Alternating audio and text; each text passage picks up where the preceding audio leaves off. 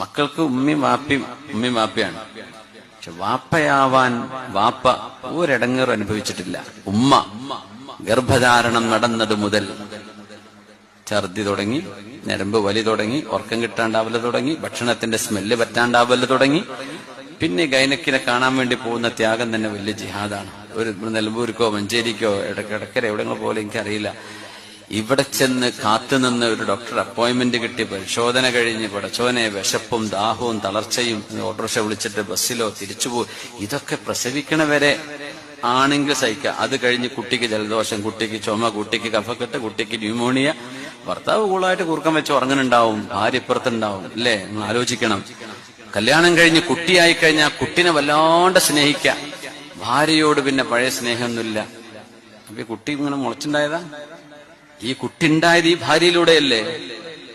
ഏറ്റവും കൂടുതൽ സ്നേഹം കൊടുക്കേണ്ടത് നിങ്ങളുടെ കുഞ്ഞിന്റെ ഉമ്മക്കല്ലേ.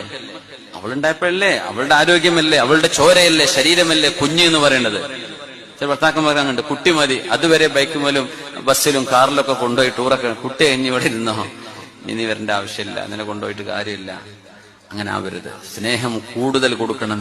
അപ്പൊ നമ്മൾ വാപ്പ എന്ന് പറഞ്ഞ സുഖത്തിന് നല്ല രസമുള്ള വർത്താന. വാപ്പയാണ് എന്തേ അറിഞ്ഞിട്ടുണ്ടോ? ഒരിടങ്ങേറും അറിഞ്ഞിട്ടില്ല.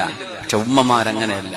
കുഞ്ഞ് ജനിച്ചൊരു 3-4 കൊല്ലം മക്കൾക്ക് ഉമ്മയും വാപ്പയാണ്.